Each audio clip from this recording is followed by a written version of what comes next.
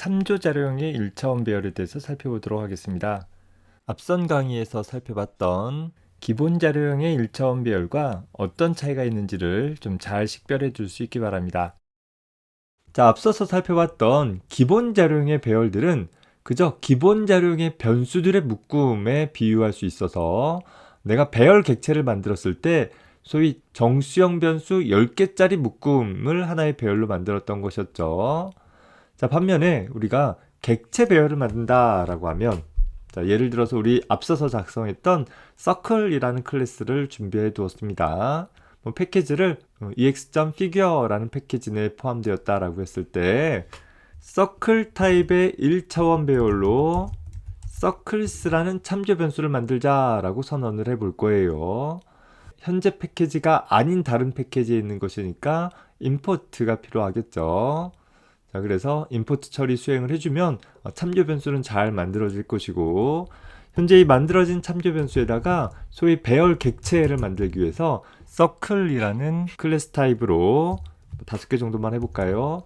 5개짜리 배열 객체를 생성하자라고 구성을 해두게 되면, 자, 이제 만들어진 건 뭐냐면 circle이라는 참조 변수 5개가 만들어지게 된 것이다 라는 거예요. 자, 주의할 것은 아직 서클 객체는 생성되지 않았다라는 점인 것이죠. 자, 따라서 우리가 만약에 다음과 같이 반복문을 통해서 서클의 각 i번째 객체의 반지름을 가져와라 라고 하면 어떻게 되겠어요? 이미 우리가 반지름을 설정한 기억도 없고 반지름을 설정할 객체가 만들어지지도 않았기 때문에 circles라는 객체의 각각 i번째 객체는 널 값을 갖고 있는 참조 변수에 불과한 것이고, 따라서 널 포인트 익셉션이 발생되고 만다라는 거예요.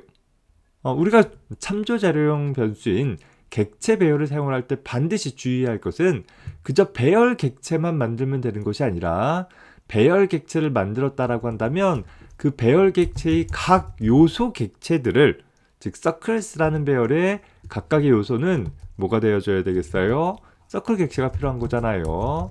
그래서 서클 객체를 명시적으로 생성해주는 일을 수행을 해줘야 한다라는 거예요. 예를 들어서 각각 반지름이 1인 원부터 5인 원까지 5개를 만들었다라고 한다면, 자, 이제 우리 프로그램을 수행을 했을 때는 반지름이 1부터 5까지 각각 잘 설정되어져 있는 것들을 볼 수 있을 것이에요.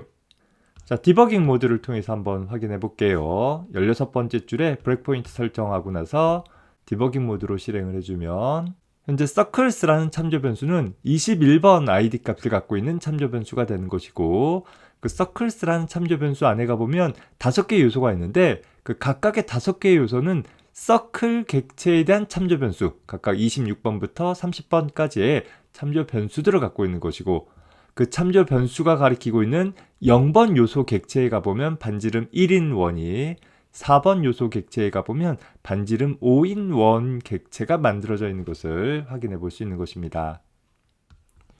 자, 다시 말해서 객체 배열을 만든다라고 하면 배열에 대한 참조 변수를 선언을 하고 배열 객체를 생성한 후에 배열의 각 요소에 대해 그 배열에 유지하고자 할 특정 클래스의 요소들을 객체로 생성을 해서 할당해주는 이 과정을 빼먹지 말아야 한다라는 것을 꼭 기억을 해두기 바랍니다. 우리 자바에서 배열을 사용할 때 이 과정을 빼먹는 경우들이 굉장히 많이 있어요. 자, 2번, 3번 꼭 확인을 해봅시다. 자, 그림을 통해서 살펴보면 먼저 circles라는 참조 변수를 선언했다라는 것은 하나의 배열을 가리킬 수 있는 참조 변수가 준비가 되는 것이고, 이 상황에서 배열 객체를 생성을 하면 circle 타입의 참조 변수 3개를 하나의 묶음으로 묶어 놓은 것이죠. 현재 이 분홍색 영역으로 동적 할당되어진 이 변수 하나는 그저 circle 객체를 가리킬 수 있는 참조 변수인 것이지 얘가 circle 객체가 아니다라는 거예요. 자, 따라서 각각의 참조 변수의 값을 할당하기 위해서 우리는 배열의 선택식을 통해서 각 요소에 circle 객체를 생성을 해서 그 참조값을 집어넣어 주어야지만 우리는 다양한 반지름을 갖는 원 객체들을 하나의 이름, circles라는 하나의 이름으로 유지 관리할 수 있게 되어진다라는 것이에요. 주의해서 봐야 할 것은 기본 자료형의 배열이다 라고 한다면 각각의 배열 객체 요소에 그 기본 자료형의 값이 저장이 되었어요. 기본 자료형의 변수도 마찬가지였었죠.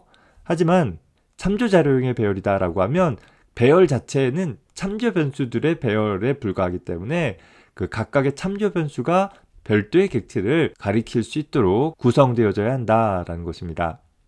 자, 배열 중에서 우리가 또 자주 사용되어지는 문자열의 배열도 한번 생각을 해봅시다. 자, 스트링 타입의 배열 array라는 것이 있다라고 했을 때 현재 이 array라는 배열 역시 보면 하나의 배열 객체를 생성할 필요가 있겠죠. 3개짜리 배열을 만들었다? 그러면 문자열을 가리키는 스트링 타입의 참조 변수 3개를 한 덩어리로 묶어 놓은 것이에요. 이 각각이 스트링 타입의 참조 변수에 불과한 것이기 때문에 여기 직접 문자열을 저장해 놓는 것이 아니라 반드시 문자열 객체에 대한 참조 값을 별도로 저장하기 위해서 배열의 각 요소에다가 문자열 객체를 생성해서 집어넣어주는 그런 작업들이 필요하다라는 거예요. 자, 다만 자바에서는 문자열을 좀 더 쉽게 또 간편하게 사용할 수 있도록 하기 위해서 문자열의 명시적 생성 방법뿐만 아니라 암시적 생성 방법도 지원해주고 있다라고 했었죠. 자, 다만 내가 문자열을 어떤 방법으로 생성했는지 상관없이 모두 다 내부 구조는 이렇게 문자열 객체에 대한 참조값을 갖는 배열이 생성되어진다라는 것이에요. 자, 혹자는 이렇게 사용을 하면 현재 배열의 요소에 직접 문자열이 들어가는 것으로 잘못 생각할 수 있는데, 항상 참조 자료형의 배열 요소는 그저 하나의 참조값만을 저장할 수 있을 뿐이다 라는 것 꼭 명심을 해두기 바랍니다. 기본적으로 하나의 배열의 모든 요소들을 제일 앞의 요소부터 마지막 요소까지 순차적으로 접근을 하기 위해서는 전통적인 for 반복문이 가장 기본적으로 사용되어질 수 있어요. 자, 하지만 자바의 JDK 5.0 이후에서는 배열의 모든 요소에 순차적으로 접근하는 일을 좀 더 간단하게 처리하기 위해서 소위 for each loop라는 추가의 반복문을 제공을 해주고 있습니다.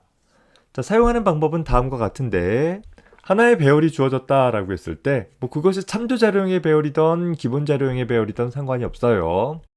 자, 어떤 임의의 배열이 있을 때 for 하기를 괄호 안에 콜론으로 구분한 두 덩어리를 쓸 거예요. 자, 다만 콜론 다음에다가는 배열의 이름을 쓸 것이고 그 콜론 앞쪽에다가는 하나의 변수 선언문을 쓰되 이 배열에서 한 요소를 빼냈을 때 그것을 받을 수 있는 변수를 써주면 되는 것입니다.